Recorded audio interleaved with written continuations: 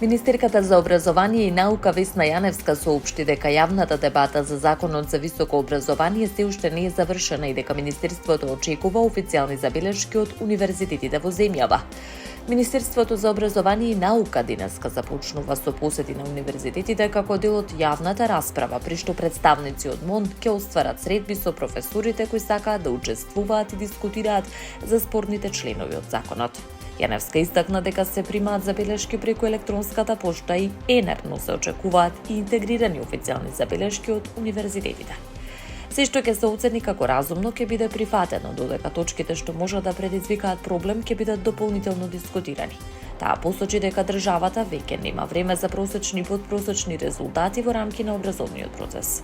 Новите законски решенија за високото образование предвидуваат воведување на нов начин на финансирање на високообразовните установи, заекнување на критериумите за напредување во академските звања, реорганизација на Агенцијата за квалитет во високото образование и промени во студиските програми, со цел унапредување на квалитетот и конкурентноста на високото образование во земјава.